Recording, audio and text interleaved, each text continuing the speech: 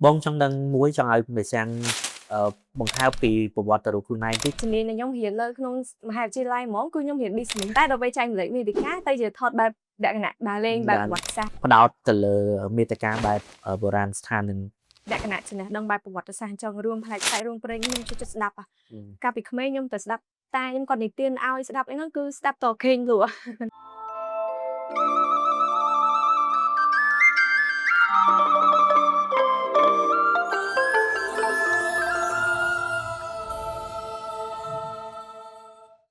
ជំរាបសួរអរគុណច្រើនមែនទែនបានចូលរួមកម្មវិធីមួយបងហ្នឹងអញ្ចឹងទាំងអស់គ្នាខ្ញុំសូមណែនាំមេសៀងជាអ្នកផលិតមាតិកាមួយរូបដែលនិយាយពីវប្បធម៌និយាយពីភាសានិយាយពីបងចូលចិត្តកម្មវិធីណាច្រើនមែនទែនបានហើយថ្ងៃនេះមានកិត្តិយសមែនទែនបានចូលរួមជាមួយគ្នាហើយមាតិការបស់មេសៀងទាំងអស់នឹងមានការចែករំលែកជាមួយនឹងកវ៉ាន់ Picture ដែរតែយើងមាន platform មួយឈ្មោះថា KV Digital Cinema ចឹងសង្ឃឹមថាអ្នកនរគ្នានឹងតាមដានវីដេអូផុសមេសៀងទាំងអស់គ្នាហើយញ៉ៃហ្នឹងក៏បានជីករិះជីកគល់បន្ថែមតាក់ទងនឹងប្រវត្តិនឹងការចាប់ផ្ដើមផលិតមាតិកាហ្នឹងហ្នឹងហើយចឹងជាដំបូងមេសៀងមានអីជាចំណាប់អារម្មណ៍តិចតួចទេក្នុងការចូលរួមនៅក្នុងកម្មវិធីនេះហើយយើងចាប់ផ្ដើមស្គាល់ជាមួយនឹងកវ៉ាន់ Picture ចាជំរាបសួរពុកម៉ែបងប្អូនអ្នកគ្នាក៏ដូចជាបងដែលថ្ងៃហ្នឹងគឺខ្ញុំពិតជាមានកិត្តិយសខ្លាំងមែនទែនដែលបានបងមកសម្ភាសន៍ podcast មួយនេះនិយាយទៅគឺចំពោះការផលិតមាតិកានេះគឺខ្ញុំអត់នឹងនឹកស្មានថានឹងមានអ្នកស្គាល់ខ្ញុំច្រើនអញ្ចឹងណាបងហើយក៏ដូចជាអាចនឹងមានគេតាក់ទងមកសុំខ្ញុំសម្ភាសន៍ជា podcast អញ្ចឹងឯងបងហើយពុកម៉ែបងប្អូនខ្លះប្រហែលជាអាចនឹងស្គាល់ខ្ញុំមិនក៏ប៉ុន្តែក៏មានពុកម៉ែបងប្អូនច្រើនដែរតែអត់ស្គាល់ខ្ញុំអញ្ចឹងណាចឹងខ្ញុំឈ្មោះមេសៀងហើយជាទូទៅគឺខ្ញុំតែងតែដើរថត content ផ្សេងបែបលក្ខណៈជាប្រវត្តិសាស្ត្រដូចជាប្រាសាទបុរាណឬក៏កន្លែងប្លែកៗអញ្ចឹងទៅក្រៅពីហ្នឹងខ្ញុំក៏មានដើរថតកន្លែងផ្សេងដែរបងប្អូនប៉ុន្តែខ្ញុំផ្ដោតពិសេសហ្មងហ្នឹងគឺទីតាំងបុរាណដ្ឋានដែលពេលខ្លះបងប្អូនអត់ដឹងផងថានៅលើទឹកដីខ្មែរយើងគឺមានទីតាំងប្រវត្តិសាស្ត្របែបហ្នឹងត្រូវអីបានអរគុណច្រើនអញ្ចឹងត្រឡប់មកវិញអញ្ចឹងចាប់ផ្ដើមចូលសំណួរដំបូងដែលបងគិតថាជាសំណួរសំខាន់ចំពោះមេសៀងក្នុងការឈានជំហានចូលទៅក្នុងការងារផលិតមាតិកាបែបប្រវត្តិសាស្ត្រហ្នឹងបងចង់ដឹងមួយចង់ឲ្យមេសៀងបង្ហើបពីប្រវត្តិរូបខ្លួនឯងតិចរៀនខាងផ្នែកអីបានជាទៅហ្នឹងរៀនខាងផ្នែកមគ្គុទ្ទេសក៍មែនឬក៏ដូចថាមានឧបនិស្ស័យមិនបានទៅចាប់ទៅលើ niche មួយឬក៏ផ្ដោតទៅលើមាតិកាបែបបុរាណស្ថាននឹងបាទនិយាយទៅនិយាយបងតាំងពីដើមមកខ្ញុំអត់ដែលគិតទេតាំងពីក្មេងមកខ្ញុំអត់ដែលគិតហ្មងថាខ្ញុំនឹងធំឡើងខ្លាចខ្លួនជាអ្នកដែលផលិតមាតិកាហើយនិយាយពីប្រវត្តិសាស្ត្រនឹងទៀតព្រោះបើតាំងពីខ្ញុំក្មេងមកគឺតាំងពីខ្ញុំនៅក្មេងមកគឺខ្ញុំចូលចិត្តខាងបែបលក្ខណៈចំណេះដឹងបែបប្រវត្តិសាស្ត្រអញ្ចឹងរួមផ្នែករឿងព្រេងខ្ញុំចូលចិត្តស្ដាប់កាលពីក្មេងខ្ញុំទៅស្ដាប់តាខ្ញុំគាត់និទានឲ្យស្ដាប់អីហ្នឹងគឺស្ដាប់តខេងលក់ស្ដាប់រហូតប៉ុន្តែអត់ដែលគិតថាខ្លួនឯងធំឡើងនឹងខ្លាយទៅជាអ្នកដែលអាចចែករំលែករឿងទាំងអស់ហ្នឹងបានទេកាលពីទូចហ្នឹងខ្ញុំធំឡើងខ្ញុំចង់ខ្លាយទៅជាដុកទ័រហើយដល់ពេលធំតិចទៀតទៅចង់ខ្លាយទៅជាមេធាវីប៉ុន្តែក្តីសុបិនទាំងអស់ហ្នឹងពេលខ្លះយើងមានក្តីសុបិនច្រើនមែនមិនប្រកាសថាយើងអាចយកវាបានទេជួនកាលយើងទៅជួនកាលយើងទៅសិក្សាអំពីគុណវិបត្តិនៅពេលដែលយើងទៅធ្វើការងារទាំងអស់ហ្នឹងទៅយើងអាចទទួលយកគុណវិបត្តិរបស់វាបានអញ្ចឹងក៏យើងសម្រេចចិត្តថា no ដូរវិញដូរហើយបើជំនាញដែលខ្ញុំរៀននៅក្នុងមហាវិទ្យាល័យហ្មងគឺខ្ញុំរៀន business ហេបងប្អូនរៀនខាងផ្នែក Hosi business បាទប៉ុន្តែដល់ពេលចែកម្លេចមាតិកាទៅជាថតបែបលក្ខណៈដើរលេងបែបប្រវត្តិសាស្ត្រអីចឹងវាផ្នែកដែរបាទប៉ុន្តែជួនកាលមិនមែនប្រកាសថាយើងតើយើងនឹងជាអ្នកបុរាណវិទូឬក៏អ្នកបកកែខាងហ្នឹងហ្មងឯងដែលយើងអាចចែកម្លេចបានណាឲ្យតែប្រកាសចិត្តថា content ឬក៏ចំណេះដឹងដែលយើងចែកម្លេចទៅហ្នឹងគឺជាចំណេះដឹងមួយដែលពិតប្រាកដដែលវាពិតជាឯកសារមួយដែលមានឯកសារយោងត្រឹមត្រូវអញ្ចឹងទៅគឺយើងអាចចែកម្លេចតបានហើយបើសួរខ្ញុំហ្មងមិនបានខ្ញុំចាប់ផ្ដើមផលិតវីដេអូបែបប្រវត្តិសាស្ត្រហ្នឹងតាំងពីដំបូងឡើយណាខ្ញុំមានពូខ្ញុំមួយដែលគាត់ធ្វើ guide នៅសៀមរាបពេលហ្នឹងគឺដោយសារតែគ្រួសារខ្ញុំគឺអាសាជួបជុំគ្នាថ្ងៃសៅរ៍អាទិត្យនឹងហៅគ្នាទៅបាយបដាឯងអញ្ចឹងនៅពេលដែលខ្ញុំទៅជួបជុំមួយពួកគាត់រាល់ថ្ងៃរាល់អាទិត្យហ្នឹងគឺខ្ញុំតែងតែស្ដាប់គាត់និយាយពីប្រវត្តិសាស្ត្រហើយពួកគាត់ជា guide គាត់ដឹងច្រើនគាត់ជាអ្នកទេសនៅសៀមរាបហ្មងអញ្ចឹងថ្ងៃមួយពេលហ្នឹងគាត់ចង់សិក្សាអំពីរាជវាំងចុងក្រោយគេបង្អស់នៅសម័យអង្គរពេលហ្នឹងគាត់ក៏បាននិយាយរឿងហ្នឹងឲ្យខ្ញុំស្ដាប់ទៅខ្ញុំរៀង interest ដែររៀងគេថា តាក់ចិត្ត តាក់ចិត្តដែរចាហ្នឹងហើយដល់ពេលអញ្ចឹងខ្ញុំក៏ចង់ទៅទីតាំងនឹងមួយគាត់ហើយក្នុងចិត្តខ្ញុំដំបូងនេះខ្ញុំគិតថាទីតាំងរាជវាំងនោះប្រកាសជាមានដូចរបៀបវាំងស្ដេចវាំងអីទៅណព្រោះកាលនោះយើងក្មេងដែរបង បាទហើយ តែដល់ពេលទៅដល់មែនតើគាត់ជូនទៅនៅអង្គរនៅគេហៅរាជធានីយសោធរៈបុរៈហ្នឹងក៏ដល់ពេលទៅដល់អង្គរហ្នឹងទៅដើររកវាំងអត់ឃើញតែគ្រឹះដល់ពេលខ្ញុំសួរពូខ្ញុំទៅគាត់ប្រាប់ខ្ញុំថាតាមពិតទៅវាំងនៅសម័យកូនហ្នឹងគឺកសាងឡើងពីឈើអញ្ចឹងទាំងកន្លែងដែលព្រះជាគង់នៅទាំងកន្លែងមន្ត្រីរស់នៅហ្នឹងគឺសុទ្ធសឹងតែកសាងឡើងពីឈើទាំងអស់អញ្ចឹងដោយសារតែប្រទេសយើងមានសង្គ្រាមរហូតអញ្ចឹងទៅក៏គេថា មានការដុតបំផ្លាញ ផ្លាញផ្សេងហ្នឹងក៏បានកំទេចរាជវាំងទាំងអស់ហ្នឹងចោលហើយអញ្ចឹងអត់យកឃើញមានថា អសល់ដានអសល់អត់សល់សអសល់អីអស់លីង អត់សល់ទេសល់គ្រឹះប្រាសាទទួយគ្រឹះរាជវាំងនៅទីទួយអញ្ចឹងដល់ពេលអញ្ចឹងខ្ញុំក៏នឹកឃើញថាចំណេះដឹងអស់ហ្នឹងខ្ញុំអត់ដែរដឹងពីមុនទេខ្ញុំតែទទួលបានវាពីពូដែលគាត់ជា guide ហ្នឹងអញ្ចឹងក៏ខ្ញុំទាញកាមេរ៉ាមកខ្ញុំចាប់ដើមថតដើរក្នុងរាជវាំងហ្នឹងចាប់ដើមថតថាឥឡូវហ្នឹងខ្ញុំបានមកដល់រាជវាំងចុងក្រោយគេនៅសម័យកូនហើយចែកដល់ហ្នឹងទៅបងអ្នកដែលនៅក្នុងអ៊ីនធឺណិតហ្នឹងអ្នកដែលគាត់ចូល comment វីដេអូហ្នឹងរបស់ខ្ញុំហ្នឹងគឺពួកគាត់ច្រើនខ្លាំងមែនតើដែលពួកគាត់អត់ដឹងណា ពួកគាត់ គិតថាប្រាសាទគឺជាទីតាំងដែលស្ដេចរស់នៅ ហើយ អង្គរវត្តហ្នឹងគឺជាស្ដេចជាទីតាំងដែលស្ដេចរស់នៅតែប៉ុន្តែមិនមែនទេហើយមួយទៀតនៅអង្គរហ្នឹងកាលពីមុននៅជុំវិញប្រាសាទអង្គរវត្តនោះគឺមានរាជវាំងមានគេហៅថាផ្ទះជាជនផ្ទះមន្ត្រីរស់នៅត្រង់មែនប៉ុន្តែធ្វើឡើងពីឈើអញ្ចឹងធម្មតាឈើវាអាចសល់ដល់បច្ចុប្បន្នទេហើយវីដេអូមួយហ្នឹងឯងដែលខ្ញុំធ្វើទៅផ្ទុះដោយសារតែអត់មានបងប្អូនយើងច្រើនទេដែលគាត់ដឹងថារាជវាំងកសាងឡើងពីឈើហ្នឹងហើយទៅក៏ផ្ទុះទៅក៏ខ្ញុំចាប់ផ្ដើមចាប់អារម្មណ៍ទៅលើការធ្វើ content បែបហ្នឹងណាបងហើយក្រោយៗមកខ្ញុំថតវីដេអូទី2ទី3ទៅក៏ចេះតែផ្ទុះហើយវាជាចំណេះដឹងដែលខ្ញុំគិតថាវាសាមញ្ញខ្លាំងមែនតើសម្រាប់ខ្ញុំណាប៉ុន្តែទៅជាពួកគាត់អត់ដឹងអញ្ចឹងទៅគាត់ធ្វើឲ្យខ្ញុំចាប់ដើម start ធ្វើ content ញាប់អើត្រូវព្រោះតាមកន្លែងនិយាយមិញក៏បងញាប់អើដែរព្រោះអីយើងហើយបានជាយើងគិតថាប្រាសាទជាកន្លែងដែលព្រះជាស្នាក់នៅដោយសារពីដើមមកមាន MV បទចម្រៀងឬក៏ការផលិតភាពយន្តអីឃើញតែមួយអាខ្សាននៅក្នុងប្រាសាទអត់សូវបានឃើញព្រះរាជវាំងជាឈើជាអីតែបើដូចភាពយន្តចិនឬក៏ភាពយន្តកូរ៉េអីគេមានវាំងឈើគេដែលនៅសល់ហើយគេថតបង្ហាញច្រើនដល់ពេលយើងអត់សូវបានថតបង្ហាញអញ្ចឹងទៅយើងអាចនឹងមានការយល់ច្រឡំហើយតើតែអ្នកជំនាញខាងប្រវត្តិវិទូឬក៏អ្នកប្រវត្តិសាស្ត្រគាត់ទៅបង្ហាញទឹកតាំងហ្នឹងទើបយើងញាប់តាមពិតអញ្ចឹងសោះណាទៅបានហ្នឹងហើយបងចង់តទៅចំណុចមួយទៀតតាក់ទងជាមួយនឹងគេហៅថាអារម្មណ៍ក្នុងដូចថាក្នុងការត្រៀមខ្លួនឬក៏ចាប់ផ្ដើមទៅលើការងារជាអ្នកផលិតមាតិកាហ្នឹងចំពោះបងអូនផ្ទាល់ពេលចាប់ផ្ដើមដំបូងអូននឹងគិតថាត្រូវតែមានអីខ្លះដើម្បីអាចខ្លាយខ្លួនជាអ្នកផលិតមាតិកាបានមានដែរបានគិតដល់ចំណុចហ្នឹងដែរអត់ឬគាត់ថាអូខេជួយចែករំលែកផងចឹងនិយាយទៅដើម្បីខ្លាយទៅជាអ្នកផលិតមាតិកាបានយើងមិនចាំបាច់មានកាមេរ៉ាល្អដ្រូនល្អឬក៏របស់ណាដែល accessory វាថ្លៃទេទូរស័ព្ទដែលយើងមានហ្នឹងដែលយើងទាញមកគ្រាន់តែថតនិយាយទៅចង់ថតអីយកតែទូរស័ព្ទហ្នឹងមកថតទៅតែវីដេអូហ្នឹងផ្ទុះដឹងតែមាននេះហើយដឹងតែយើងហ្នឹងចាប់ផ្ដើមគឺថាជំរុញបន្ថែមអភិវឌ្ឍពីបន្ថែមដែរយើងមិនចាំបាច់ទៅចង់បានរបស់ថ្លៃដើម្បីខ្លាចខ្លួនជាអ្នកផលិតមាតិកាបើមិនជាយើងចាំតើយើងមានកាមេរ៉ាតើមាន mic ល្អតើមានអីអាហ្នឹងយើងនៅតែចាំរហូតវាអត់មានជំហានដំបូងហ្មងជាទូទៅការឈានជើងដើរដំបូងវាគឺតែងតែជាជំហានមួយដែលពិបាកជាងគេអញ្ចឹងនៅពេលដែលយើងឈានបានហើយគឺវាស្រួលទៅហើយដោយសារយើងកាន់តែយល់អំពីវិស័យហ្នឹងអញ្ចឹងហ៎បងខ្ញុំថតដំបូងមានអីបងទូរស័ព្ទមួយហ្នឹង mic ក៏អត់មានអីក៏អត់មានពេលហ្នឹងថតកាន់តែទូរស័ព្ទហើយយកសលេងពីទូរស័ព្ទតែម្ដងចាយកសលេងពីទូរស័ព្ទអាពេលណាខ្ញុំទៅថតនៅប្រាសាទមានរៃយំខ្លាំងពេកទៅពេលហ្នឹងខឹងរៃដែរបងទៅអត់បានថតនៅខាងក្រៅហ្នឹងក៏ថតតែប្លង់ឲ្យ voice over ទៅដាក់ចូលវីដេអូទៅបងចាំឲ្យព្រោះវីដេអូខ្លះគឺឮ voice over ច្រើនដោយសារហេតុផលសលេងរៃសលេងឲ្យចូលច្រើនពេកចឹងមានថាចាប់តាមដំបូងគឺកាន់ទូរស័ព្ទហើយនិយាយយកសលេងពីទូរស័ព្ទតែម្ដងអូប្រការមែនតើ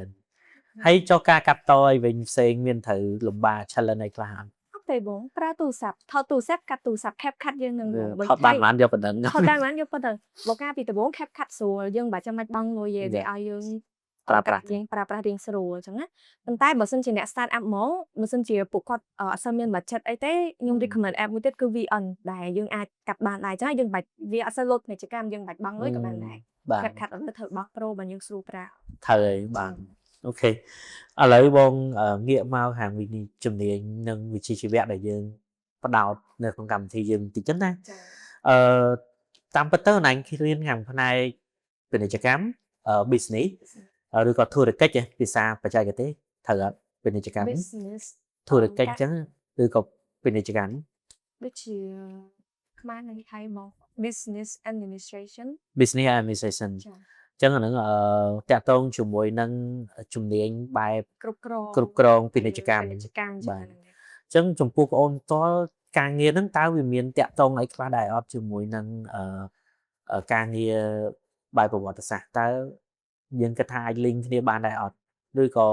ពីរហ្នឹងផ្សេងគ្នាតែគ្រាន់តែសង្កត់ចូលចិត្តក៏ចេះតែធ្វើទៅ ចានិយាយទៅបើសួរខ្ញុំថាការងារពីរហ្នឹងយើងអាច link វាបានអត់ខ្ញុំគិតថាវាជំនាញពីរផ្សេងគ្នាគ្រាន់តែបងប្អូនស្ដាប់ទៅក៏ដឹងថាវា link គ្នាដឹងថា link កន្លែងណាដែរព្រោះ business យើងធ្វើផ្សេងហើយប្រវត្តិសាស្ត្របែបនេះគឺយើងវាផ្សេងអញ្ចឹងណាបងប្អូនប៉ុន្តែដោយសារតែខ្ញុំគិតថាទោះបីជាខ្ញុំអត់ទៅថតអំពីប្រវត្តិសាស្ត្រពីកន្លែងហ្នឹងក៏ខ្ញុំនៅតែទៅលេងកន្លែងហ្នឹងដែរអញ្ចឹងបើសិនជាខ្ញុំបានទៅលេងទៅដល់កន្លែងហ្នឹងហើយខ្ញុំមានទាំងចំណេះដឹងនៅក្នុងខ្លួនពាក់ព័ន្ធជាមួយនឹងកន្លែងហ្នឹងទៀតហេតុអ្វីខ្ញុំមិនផ្សព្វផ្សាយហេតុអីក៏ខ្ញុំទៅទស្សនាផ្អែកអញ្ចឹងបងប្អូនព្រោះជាទូទៅគឺខ្ញុំចូលចិត្តបែបលក្ខណៈបុរាណវិជាបែបលក្ខណៈទៅទស្សនាកន្លែងណាដែលបុរាណនោះគឺខ្ញុំចូលចិត្តខ្លាំងមែនតើបើសិនជាខ្ញុំអត់ទៅដល់ខ្ញុំអត់បានខកផ្សព្វផ្សាយបងប្អូនទេគឺស្ដាយ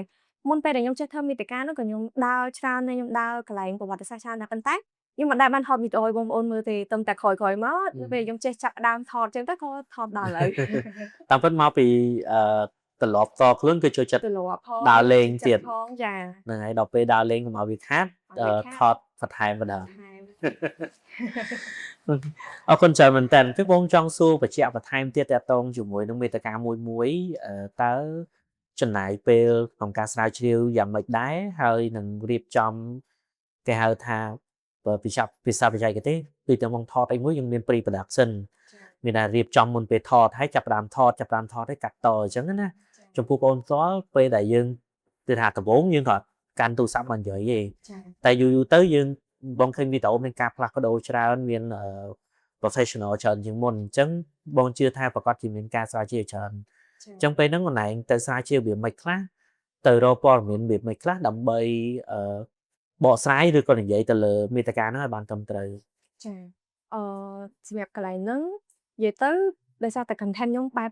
ខ្ញុំថតបែបលក្ខណៈប្រវត្តិសាស្ត្រហើយខ្ញុំខ្លួនឯងផ្ទាល់ផងក៏ខ្ញុំមានចំណេះដឹងខ្លះៗដែរព្រោះខ្ញុំចូលចិត្តតាំងពីក្មេងអញ្ចឹងខ្ញុំតែងតែសិក្សាតាំងពីក្មេងក៏ប៉ុន្តែអីដែលខ្ញុំខ្វះហ្នឹងគឺឯកសារថាយើងដឹងថារឿងហ្នឹងអញ្ចឹងហើយប៉ុន្តែយើងដឹងថាឯកសារណាជាឯកសារយោងទេអញ្ចឹងនៅពេលដែលយើងចាប់ផ្ដើមធំឡើងមកពេលដែលយើងធ្វើ content ដំបូងយើងអាចនឹងអត់សូវ strict ពាក់ព័ន្ធជាមួយនឹងឯកសារអីហ្នឹងណាប៉ុន្តែនៅពេលដែលយើងចាប់ផ្ដើមធ្វើយូរទៅយើងត្រូវតែ strict ជាមួយនឹងឯកសារហ្នឹងព្រោះនៅពេលដែលមានមនុស្សចាប់ផ្ដើមមើលវីដេអូយើងច្រើនមានថាគេទុកចិត្តយើងហើយអញ្ចឹងបើយើងចែកម្លែកឯកសារដែលវាអត់មានគេហៅថាមិនដឹងមកពីណាពីណីអញ្ចឹងអាហ្នឹងក៏វាអាចមានផលប៉ះពាល់ដែរចំពោះឯកសារហ្នឹងភាគច្រើនដោយសារតែខ្ញុំជាមនុស្សដែលចូលចិត្តស្ដាប់ផងអញ្ចឹងពេលណាដែលខ្ញុំបើកឡានឬក៏ពេលណាដែលខ្ញុំធ្វើការងារអីមួយដែលខ្ញុំអាចស្ដាប់អីបានអញ្ចឹងណាអ្នកខ្លះគាត់ចូលចិត្តស្ដាប់ជំនាញទៅតែសម្រាប់ខ្ញុំគឺខ្ញុំបើក clip វីដេអូណាដែលនិយាយពីប្រវត្តិសាស្ត្រអាចថា clip ដែលសាស្ត្រាចារ្យគាត់និយាយបកស្រាយឬក៏អ្នកដែលមានវិជ្ជាជីវៈខាងហ្នឹងហើយឬមួយក៏ដូចអ្នកខ្លះគេចូលចិត្តអានសៀវភៅប៉ុន្តែដោយសារតែខ្ញុំអត់សូវមានពេលអញ្ចឹងខ្ញុំទៅស្ដាប់អំពីអ្នកដែលគាត់អានសៀវភៅហ្នឹងវិញដូចសៀវភៅមហាបរោះខ្មែរអញ្ចឹងគឺខ្ញុំទៅស្ដាប់គាត់អានវិញចូលចិត្តស្ដាប់វិញចា៎ព្រោះបើយើងអង្គុយអានយើងត្រូវចំណាយពេលអានហើយយើងអត់មានពេលធ្វើអីផ្សេងបាទវាជាការវារ៉ាតិចនិចឬក៏បច្ចេកទេសដែលយើងរៀបចំខ្លួនឯងទៅចាបាទបងចង់ទាញចំណាប់អារម្មណ៍មកតាក់ទងជាមួយនឹងប្រវត្តិសាស្ត្រចាស់តិចតើចំពោះយើងផ្ទាល់ជាអ្នកផលិតតើប្រវត្តិសាស្ត្រទាំងអស់ហ្នឹងចំណុចដែលតាក់ទាញចំណាប់អារម្មណ៍យើងជាងគេលើអីដែរទៅលើតែប្រាសាទទៅលើតែរឿងបែបរឿងប្រឡោមលោកឬក៏រឿងដែលគេនិយាយតគ្នាតែតាក់ទងនឹងប្រាសាទហ្នឹងឬក៏បងអូនឯងគិតថាកន្លែងណាមួយដែលតាក់ទាញចំណាប់អារម្មណ៍យើងជាងគេហើយហេតុអីដែរចំពោះខ្ញុំហ្មងរឿងដែលធ្វើឲ្យខ្ញុំវាថា អានហើយចង់អានទៀតហ្មងគឺរឿងពាក់ព័ន្ធជាមួយនឹងទស្សនវិជ្ជាជាក់ស្ដែងនៅក្នុងសង្គមនឹងអញ្ចឹងណាបងដូចនៅក្នុងសម័យអង្គរអញ្ចឹងមនុស្សយើងរស់នៅបែបម៉េចអាហ្នឹងយើងអាចទៅសិក្សាសភៅកំណត់ហេតុចេតខ្វាន់គឺគាត់ទៅសេច្រើនមនុស្សយើងសម័យនោះមិនអញ្ចឹងហើយមួយទៀតពាក់ព័ន្ធជាមួយនឹងមូលហេតុនៃដែលយើងធ្លាក់ចុះតើមូលហេតុអីដែលយើងសម័យខ្មែរយើងសម័យនោះមានការធ្លាក់ចុះយើងបាត់បង់ទឹកដីដោយសារអីគឺខ្ញុំចូលចិត្ត ទៅស្រាវជ្រាវ ស្រាវជ្រាវហើយពេលដែលយើងអានកន្លែងហ្នឹងគឺជំរុញចិត្តយើងចង់អានតទៀតចង់ដឹងទៀតហ៎បងគឺពេលខ្លះប្រវត្តិសាស្ត្រវាដូចរឿងមួយអញ្ចឹងយើងកាន់តែអានយើងកាន់តែចង់អានតទៀតចង់អានឲ្យដឹងយល់ពីពាក្យវាតែបើសិនជាយើងអត់ចង់អានតាំងពីដំបូងគឺយើងអត់ដឹងក្បាលដឹងទៅចឹងយើងអត់ចង់អានទេត្រូវហើយបាទបើបានអានជុំត្រូវហើយដូចជាតាមដានរឿងភាគដែរព្រោះតាមដានចាព្រោះរឿងយើងនៅក្នុងប្រវត្តិសាស្ត្រខ្មែរយើងមានការផ្លាស់ប្ដូរច្រើនមានតំណាក់តំណងច្រើនពិសេសដូចថ្ងៃហ្នឹងយើងមានចំនួនជាមួយថៃមួយខ្មែរយើងរឿងព្រំដែនរឿងវប្បធម៌រឿងអីហ្នឹងវាមិនមែនជារឿងមួយសិលមួយថ្ងៃឬក៏ទៅតែកើតឡើងមួយឆ្នាំហ្នឹងវាកើតតាំងពីរាប់រយឆ្នាំមកហើយអញ្ចឹងប្រវត្តិសាស្ត្រហ្នឹងពិតជាសំខាន់មែនតើអញ្ចឹងបងចង់ទាញចំណាប់អារម្មណ៍ហ្នឹងចង់ឲ្យបងអូនជួយផ្ដល់ជាយោបល់ខ្លួនឯងតើការសិក្សាស្រាវជ្រាវតាក់ទងប្រវត្តិសាស្ត្រវាមានតម្លៃបែបណាខ្លះទៅកាន់អ្នកមនុស្សទូទៅទោះបីជាគាត់អត់រៀនខាងផ្នែកប្រវត្តិសាស្ត្រក៏ដោយគួរគាត់បីគាត់ត្រូវស្វែងយល់ពីប្រវត្តិសាស្ត្រអញ្ចឹងណាចា៎ពីចំណាប់អារម្មណ៍តខ្លួនបាទបើពីខ្ញុំទៅហ្មងគឺខ្ញុំគិតថាក្នុងនាមយើងជាកូនខ្មែរម្នាក់បើសិនជាយើងអត់យល់ដឹងអំពីប្រវត្តិសាស្ត្រខ្លួនឯងបានន័យថាយើងអត់ស្គាល់ខ្លួនឯងយើងអត់ដឹងពីអតីតកាលរបស់យើងទេយើងក៏អត់អាចប្រើប្រាស់វាដើម្បីទៅអភិវឌ្ឍសង្គមរបស់យើងដែរព្រោះយើងអត់ដឹងថាអីជារបស់យើងហ្នឹងអញ្ចឹងយើងមិននឹងអាចថែរក្សាវាក៏ដូចជាបន្តអភិវឌ្ឍវាតទៅទៀតចាអញ្ចឹងមិនថាតាខ្ញុំទេទៅអ្នកផ្សេងអញ្ចឹងគឺពួកគាត់ក៏អត់មានពេលដែរប៉ុន្តែគាត់នៅតែឆ្លៀតបងដូចពួកគាត់ធ្វើការច្រើនរវល់ច្រើនក៏អត់មានពេលទៅអង្គុយអានសភៅអំពីប្រវត្តិសាស្ត្រកំរាស់ណាកំរាស់ណីទេប៉ុន្តែគាត់ឆ្លៀតស្ដាប់វីដេអូអញ្ចឹងទៅស្ដាប់វីដេអូណាដែលមានគាត់បកស្រាយអំពីប្រវត្តិសាស្ត្រឥឡូវខ្ញុំឃើញមានការបង្កើតវីដេអូផ្សេងច្រើនណាស់ពាក់ព័ន្ធជាមួយនឹងប្រវត្តិសាស្ត្រមកតាំងពីមានសង្គ្រាមមកបើកាលពីមុនសង្គ្រាមបងប្អូនយើងគាត់អត់សូវយកចិត្តទុកដាក់ហ្មងនេះពាក់ព័ន្ធមួយប្រវត្តិសាស្ត្រហើយដែរក្រោយមកឃើញចេញច្រើនតាំងពីយើងមានបញ្ហាចំនួនទៀងធ្ងន់ធ្ងរបាញ់គ្នាពីឆ្នាំទៅមកដល់ឥឡូវហ្នឹងគេមានអ្នកនិយាយពីប្រវត្តិសាស្ត្រច្រើនជាពិសេសលើកពីបញ្ហាទំនាស់ទាំងអស់ហ្នឹងយកមកនិយាយរហូតដល់មានការផលិតរឿងខ្សែភាពយន្តតាក់ទងជាមួយនឹងបញ្ហាភ្នំខ្មៅទៀតនឹងហើយត្រៀមចេញឆាប់ហ្នឹងដែរហើយបងស្វ័យចិត្តតែមានការផលិតរឿងតាក់ទងប្រវត្តិសាស្ត្រហើយឃើញមានប្រជាពលរដ្ឋគ្រប់គ្រងច្រើនគឺគាត់ចង់ដឹងចង់ឃើញរឿងហ្នឹងហើយបងផ្ទាល់ខ្លួនឬក៏ណែងផ្ទាល់ហើយជាចាប់អារម្មណ៍រឿងភ្នំខ្មៅហ្នឹងវាជារឿងថ្មីមែនចំពោះបងណាដោយសារយើងអត់បានអានព័ត៌មាននឹងចំចំពោះបងអូនក៏មានចំណាប់អារម្មណ៍អីខ្លះដែរតាក់ទងប្រវត្តិសាស្ត្រនឹងចំណុចហ្នឹងមានរឿងភ្នំខ្មៅហ្នឹងហើយដោយសារតែម៉ាក់យាយខ្ញុំផ្ទាល់គាត់គឺជាជនរងគ្រោះនៅក្នុងហ្នឹងបងអញ្ចឹងខ្ញុំធ្លាប់ស្ដាប់រឿងគាត់ច្រើនបងហើយអាចនិយាយបើកវងកញ្ចក់កន្លែងហ្នឹងបន្តិចមកបានបងនិយាយទៅពាក់ព័ន្ធរឿងហ្នឹងខ្ញុំធ្លាប់ចេញមួយវីដេអូផ្សេងដែរខ្ញុំអាច spoil ម្ដងទៀតបានដោយសារតែការហ្នឹងគឺយើងតំតាឬថារួចផុតអំពីពលពតហ៎បងអញ្ចឹងបានន័យថាប្រជាជនយើងហ្នឹងមិនបែកខ្ញែកគ្នាអញ្ចឹងគាត់ជាមួយនឹងបងប្អូនគាត់ប្រហែលអ្នកទៀតគឺ4នាក់ហើយបងគាត់ដែលធំជាងគេហ្នឹងគឺបងប្រុសគាត់ហ្នឹងក៏គេហៅថាភៀសខ្លួនណាបងភៀសខ្លួននេះជាទៅនៅខាងកំពង់ចាមបាទអញ្ចឹងទៅពេលទៅនៅដល់នោះទៅក៏ថ្ងៃមួយហ្នឹងគេយកឡានមកដឹកឲ្យគេថានាំទៅប្រទេសទី3បងនាំទៅប្រទេសទី3អត់ដឹងទៅណាអ្នកស្រុកនៅហ្នឹងអញ្ចឹងទៅចេះតែផ្អើលឈូឈរតាមគេណាគិតថាទៅអាមេរិកចាស់សម័យនោះពួកគាត់ការគិតរបស់ពួកគាត់ក៏ខ្លីដែរគិតថាគេនាំទៅអាមេរិកទៅពេលចឹងឡើងឡានទៅមួយគ្នាឡើងឡានទៅមួយគេដំបងឡើយហ្នឹងដោយសារតែគាត់គឺជាគេហៅថាអ្នកដែលឡើងឡានទៅមុនគេអញ្ចឹងពួកនឹងអត់តំបខំទេតើអ្នកឡើងឡានក្រោយគេទៀតរកបានគេដឹងតគ្នាបងដឹងថាសៀមហ្នឹងមិនមែនយកទៅប្រទេសទី3យកទៅចាក់ចោលនៅភ្នំខ្មៅអញ្ចឹងទៅក៏អត់ព្រមឡើងអញ្ចឹងពួកនោះវាបខំវាទាញកំភ្លើងបខំអីហ្នឹងមុំលឺម៉ែប្រាប់ទេដោយសារតែយើងក្មេងច្រើនក្រោយយើងបានឆ្លងកាត់ផ្ទាល់ចាអញ្ចឹងនៅពេលដែលគាត់ទៅជីឡានមួយពួកសៀមហ្នឹងទៅដល់ភ្នំខ្មៅហ្នឹងវាតម្លាក់ឲ្យវាឲ្យរត់ឡើងលើអាជួរភ្នំដងរែកហ្នឹងដែលគេហៅថាភ្នំខ្មៅហ្នឹងហ្មងឡើងនៅតាមក្រុមដែនហ្នឹងទៅនិយាយទៅពេលហ្នឹងគឺពួកគាត់អត់ដឹងទេគាត់អត់ដឹងឲ្យឆ្លងហើយភ្នំហ្នឹងចាបង Người tha vía sức tầm min á với sức Rồi tầm min hay មានឲ្យរត់កាត់មីន rốt cặn min đa cặn min ngon hay អូ ពួកគាត់អត់ដឹងថាមានអ្នកខ្លះទៅដល់មុនអញ្ចឹងទៅគឺថាម៉ែខ្ញុំគាត់ប្រាប់ថាសលេង2 3ម៉ែត្រពីមុខឮផ្ទុះបឹងអញ្ចឹងទៅគឺមនុស្សហ្នឹងបែកហ្មង ហើយផ្អើអើយគេថាភ័យមិនដឹង ហើ ថា យ ម៉េច ហើយគាត់ដើរទៅក្រោយគេហ្នឹងគាត់ដើរម្លងដើរចតសាក់សពដើរអីចឹងណាបង អូ ហើយគាត់ទៅដល់លើហ្នឹងទឹកដែលគាត់ហូបហ្នឹងយប់ឡើងហ៎បងគាត់និយាយថាស្រែកទឹកណេតបាយអីចឹងទៅស្រះមួយនៅលើហ្នឹងដូចជាមានស្រះមួយគាត់ប្រាប់ខ្ញុំហ្នឹងទៅដល់ស្រះហ្នឹងបងគាត់ហ្នឹងអត់ដឹងថាទឹកហ្នឹងអីទេគ្រូយប់ឡើងហ៎បងមើលអត់ឃើញចិត្តដួសទឹកហ្នឹងមកហូបមកដល់ពេលព្រឹកឡើងទៅមើលស្រះហ្នឹងសិតតែសាក់សពហើយនៅម្ដុំហ្នឹងមានអង្គមានអីដែលវាពួកគាត់ដែលទៅដួសទឹកហ្នឹងហើយអត់ជាប់ដែលគាត់ជន់មីនណាបងទៅពេលជន់មីនទៅគាត់ផ្ទុះស្លាប់នៅហ្នឹងនៅសល់អង្គនៅទៅហ្នឹងហើយដល់ពេលដាច់យូរពេកទៅអ្នកដែលជាប់នៅលើភ្នំហ្នឹងគឺគាត់មានតែអត់មានអីហូបចឹងគាត់ទៅយកអង្គដែលប្រឡាក់ឈាមហ្នឹងមកហើយលាងទឹកលាងអីដាំហូបជុំគ្នា អូ ចា អត់ឲ្យធំ ថងមុំតែគាត់បានចុះមកវិញនោះហើយក្រោយមកទៅបងប្អូនគាត់ក៏អ្នកខ្លះមានគេមកទទួលយកទៅអាមេរិកទៅអីបាត់ខ្លះចឹង ត្រូវ មកខ្មែរវិញ បានស្ដាប់មើលទៅវាជារឿងមួយដែលអនាធមខ្លាំងមែនតើហើយបងជាក់ស្ដែងមកសុំសារភាពហ្នឹងត្រឹមតែដឹងឮនិយាយពីបញ្ហាហ្នឹងហើយយើងអាចបានអានសភៅតែធ្លាប់ដឹងថាកាលពីដើមឡើយគឺបែកចំណងពលពតហ្នឹងគឺយើងមានដូចថាយើងនៅតំបន់មានអ្នកភាសឹកនៅតំបន់សាយធូអីចឹងណាធ្លាប់ឮរឿងហ្នឹងធ្លាប់អានសភៅហើយក៏មានអ្នកផលិតភាពយន្តដោយលពូរតិប៉ាន់ហ្នឹងគាត់គាត់បានទៅផលិតឯកសារវីដេអូអីនៅតំបន់សាយធូហ្នឹងហើយបង្កើតជាវីដេអូឯកសារមួយចំណងជើងសាយធូហ្នឹងបានមើលវីដេអូហ្នឹងទើបដឹងថាអូខ្មែរយើងមានបានទៅរស់នៅតំបន់ជាជនភាគសឹកនៅហ្នឹងហើយរឿងព្រំខ្មោចនោះជារឿងបន្តមកទៀតបានអរគុណបានជួយចែករំលែកហ្នឹងហើយបងសុំតទៅចំណុចមួយទៀតតាក់ទងជាមួយនឹងការរមរតកខ្មែរឬក៏តំបន់ប្រវត្តិសាស្ត្រអាហ្នឹងវាជាចំណុចសំខាន់ដែរដែលបងគិតថាចង់សួរហើយបើតែបងអូនមិនមែនជាអ្នកជំនាញខាងហ្នឹងតែបានរៀនបានអីច្រើនអញ្ចឹងចង់ដឹងថាតើតំបន់ប្រវត្តិសាស្ត្រខ្មែរណាខ្លះដែលប៉ះពាល់ដល់អារម្មណ៍យើងខ្លាំងគេមិញយើងលើកពីភ្នំខ្មោចមួយហើយតែមានតំបន់ណាទៀតដែល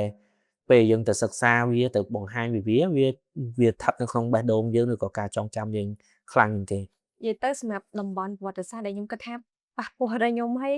ខ្ញុំអត់បានទៅដល់កន្លែងហ្នឹងទេប៉ុន្តែវាប៉ះពាល់អារម្មណ៍របស់ខ្ញុំគឺប្រាសាទព្រះវិហារ អូ ខ្ញុំមាន plan ទៅប្រាសាទហ្នឹងយូរហើយប៉ុន្តែ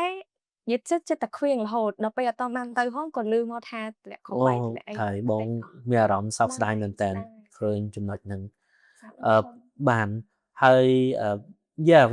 វាជារឿងមួយដែលយើងពិបាកទទួលយកព្រោះប្រាសាទយើងទទួលបានការពារអន្តរជាតិខាងគេថាបេតិកភណ្ឌជាតិទៅហើយនៅតែរងការបៀតបៀនហើយខ្ទេចអស់បងឃើញក្នុងរូបភាពខ្ទេចអស់សោកស្ដាយបានចូលទៅណាមួយអត់បានទៅមើលមែនតើ អត់បានទៅសោះបង បាន ម្ដងក៏អត់ដែរចឹងមិនស្ដាយ តែយើងគិតថាអាចនឹង recover បានគឺថាអាចជួសជុលវិញឡើងវិញបានខ្លះអត់ ទោះបីជាជួសជុលបានក៏វាមិនដូចលក្ខណៈដើមមកបង ហើយ វាបាយខ្ទេចអស់ហើយដូចកែវដែលបាយថាចឹងចូលគ្នាក៏ ស្ទឹមថ្មបាយកាយយ៉ាអាហ្នឹងជាចំណុចដែលប៉ះពាល់ផ្លូវចិត្តខ្លាំង បាទឃើញព័ត៌មាននឹងព្រោះខ្ញុំមានអារម្មណ៍ថាខ្ញុំនេះមក បាទ sad អូ បានខ្ញុំសូមចែករំលែកចំណុចហ្នឹងទៅអ្នកគ្នាដែលបានទស្សនាវីដេអូមួយហ្នឹងហើយខ្ញុំគិតថាយើងកំពុងតែធ្វើលើផ្លូវមួយត្រូវគឺការចូលរួមពាក់ឯកាលើការមិនប្រើប្រាស់ផលិតផលចោលសៀមហ្នឹងហើយការដែលយើងនាំគ្នាងាកមកគ្រប់គ្រងផលិតផលខ្លួនឯងវិញអូខេបាទខ្ញុំបញ្ចប់ហ្នឹងបន្តិចខ្ញុំសួរចំណុចមួយទៀតដែលខ្ញុំគិតថាសំខាន់ដែរនៅក្នុងប្រវត្តិសាស្ត្រអាចថាដឹងវាមិនទាំងអស់ពេកណាតាមបងដឹងផ្ទាល់តើចំណុចណាមួយដែលយើងគិតថាជាព័ត៌មានដែលខ្មែរយើងគួរតែត្រូវដឹងមកគ្រប់គ្នាត្រូវដឹងរឿងហ្នឹងមក ប្រវត្តិសាស្ត្ររបស់ខ្មែរយើងទាំងអស់ហ្នឹងគឺមានច្រើនណាស់បងមានច្រើនណាស់ដែលខ្មែរយើងគួរតែដឹងប៉ុន្តែបើខ្ញុំលើកមកនិយាយវាច្រើន ខ្ញុំមកចំណុចយកពីរចំណុចទៅ ខ្ញុំនឹងលើកយកមកពី3ចំណុចទី1ហ្នឹងគឺដូចខ្ញុំនិយាយតាំងដើមវីដេអូហ្នឹងថាប្រាសាទមិនមែនជាកន្លែងដែលព្រះរាជាគង់នៅទេរាជវាំងដែលព្រះរាជាគង់នៅគឺកសាងឡើងពីឈើហើយមួយទៀតគឺប្រាសាទមិនមែនមានអាទិទេពមកជប់ទេព្រោះខ្ញុំធ្លាប់ឃើញបងប្អូនខ្លះគាត់វីដេអូខ្ញុំថាខ្ញុំនឹងនិយាយខុសហើយនិយាយថានិយាយបំភ្លឺព័ត៌មានតែពិត ប្រាសាទទាំងអស់ហ្នឹងសុទ្ធតែទីទេពឈប់ចឹងបង អូបាទបងធ្លាប់ឮដែលតាបងរៀនគេហៅថាអ្នកនិពន្ធប្រវត្តិសាស្ត្រ ចា ចឹងបងខ្ញុំនិយាយតាមគ្រូខ្ញុំហើយសង្ឃឹមថាអ្នកនរគ្នាដែលបានឃើញវីដេអូទស្សនាវីដេអូហ្នឹងចាប់អារម្មណ៍ចំណុចនេះប្រាសាទទាំងអស់របស់ខ្មែរគឺបង្កើតឡើងដោយបុព្វបុរសខ្មែរត្រូវទេ ចា ហើយវាអត់មានអាចអតិទេពណាមកជប់ទេប៉ុន្តែបុព្វបុរសខ្មែរបានធ្វើវាសាងសង់វាដើម្បីគោរពបូជាទៅដល់អតិទេពអាហ្នឹងជាអ្វីដែលយើងជាជំនឿរបស់យើងខ្មែរយើងអ្នកធ្វើអ្នកសឹកអ្នកឆ្លាក់អ្នកអីទាំងអស់ មានទីតាំង បាទ ដែលបន្សល់ទុកថាខ្មែរយើងយកថ្មមកពីណា បាទ នៅខ្ទង់កលែង ត្រូវហើយ ចា មិនមែនទេវតាណាមកជប់ទេអញ្ចឹងកុំយល់ច្រឡំអ្នកដែលគិតថាប្រាសាទណាមួយមកជប់ហ្នឹងភាគច្រើនគាត់ជឿទៅតាមទេវកថា ចា ឬក៏ហៅបានថាអ្នកនិពន្ធបែបប្រវត្តិសាស្ត្រអញ្ចឹងបើសិនជាស្ដាប់ឬក៏អានសភៅណាដែលជាសភៅដែលនិពន្ធបែបប្រវត្តិសាស្ត្រអ្នកនរគ្នាគួរតែស្ដាប់ឲ្យកំសាន្តតាមចិត្តចុះប៉ុន្តែកុំយកវាជាការពិត ចាស្ដាប់ហើយយើងយកមកពិចារណា យកពិចារណាបាទ អញ្ចឹងខ្ញុំមានពុទ្ធិប៉ុណ្ណឹងជូនតាក់ទងជាមួយនឹងការគួរតែដឹងចំណុចហ្នឹងមកថាអូខេអូបើសួរត្រឡប់ទៅលើអ្នកខមមិនវិញតើមានខមមិនអីប្លែកៗទៀតទៅព្រោះមិញចាប់អារម្មណ៍ឃើញមានអ្នកខមមិនប្លែកមែនតើ ប្លែកហើយមានមួយទៀតហ្មងកាលខ្ញុំផុសវីដេអូនិយាយអំពីព្រះពុទ្ធសាសនាក៏មានអ្នកខមមិនដែរថាព្រះពុទ្ធសាសនាជាសាសនាពីរលាយឡំគ្នាអីចឹងហ៎បង អូចំណុចហ្នឹងអនឡាញយល់ថាមិនវិញដែរចង់បកស្រាយមិនដែរ ប្រហែលជាពួកគាត់ច្រឡំយាននៅក្នុងព្រះពុទ្ធសាសនាព្រោះកាលហ្នឹងខ្ញុំនិយាយពាក់ព័ន្ធជាមួយនឹងព្រះពុទ្ធសាសនាហ្នឹងខ្ញុំនិយាយថាព្រះពុទ្ធគឺអត់ដែល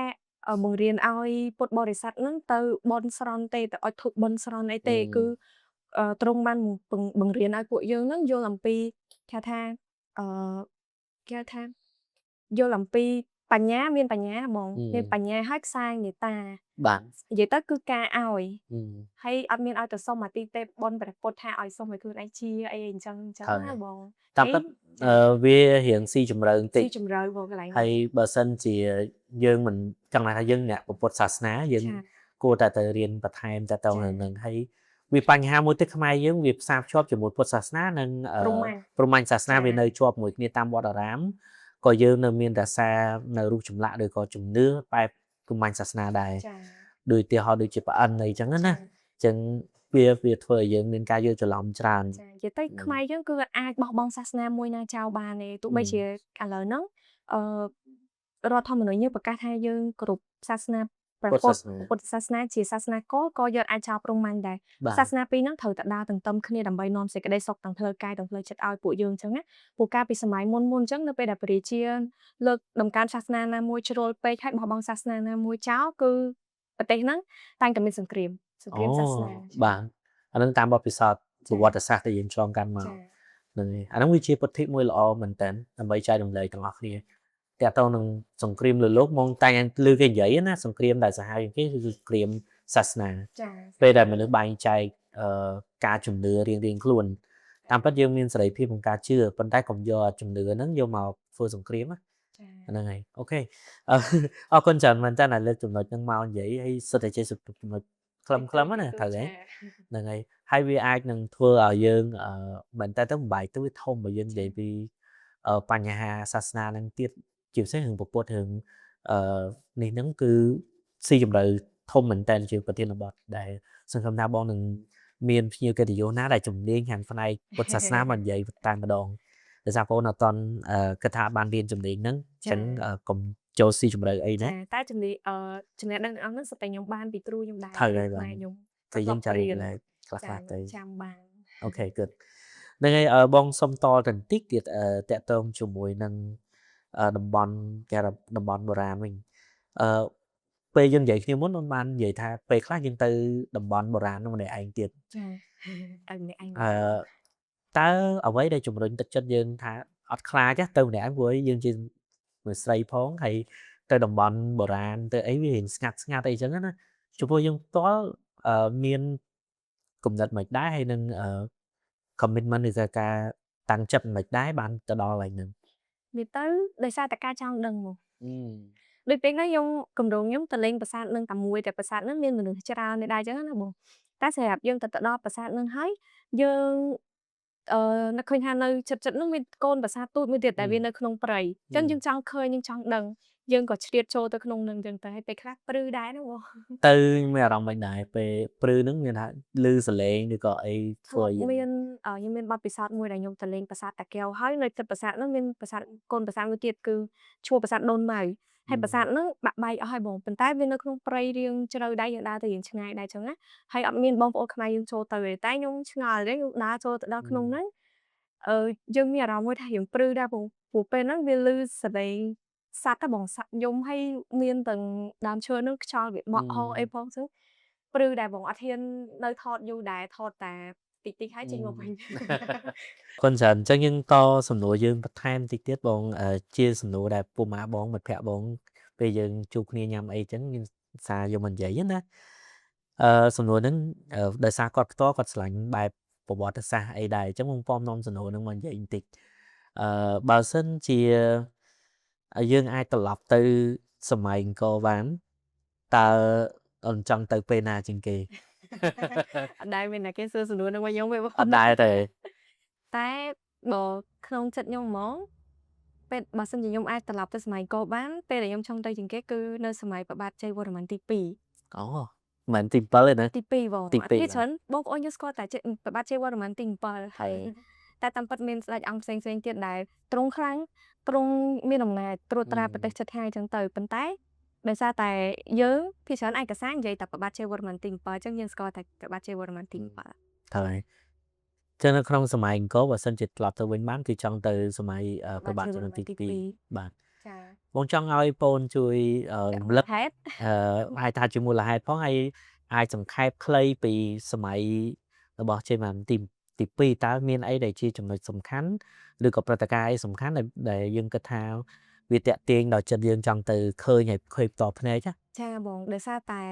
នៅក្នុងសម័យរបស់ព្រះអង្គហ្នឹងគឺឯកសារបានសរសេរថាទ្រង់បានឡើងទៅធ្វើពិធីទេវរាជមួយនៅលើភ្នំកលែនហើយទីតាំងភ្នំកលែនហ្នឹងក៏ខ្ញុំធ្លាប់ទៅទស្សនាដល់ដែរគឺទ្រង់ធ្វើពិធីទេវរាជហ្នឹងគឺមានការសូនរូបជាលក្ខណៈរូបតំណាងស្ដេចជ្វាហើយកាត់ក្បាលស្ដេចជ្វាហ្នឹងដើម្បីបង្ហាញថាប្រទេសយើងហ្នឹង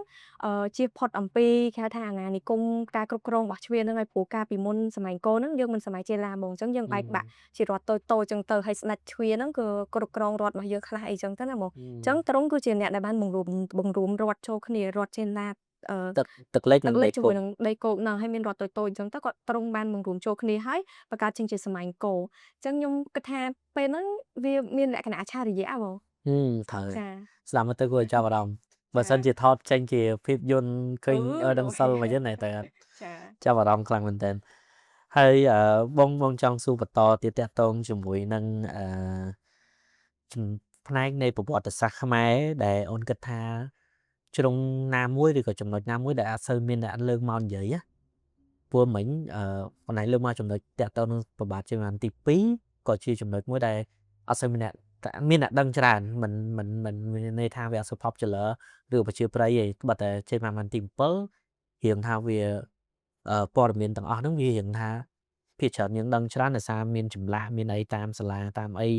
យើងរៀនតាំងពីបឋមមកឮតែគ្រូនិយាយច្រើនរៀនមេរៀនច្រើន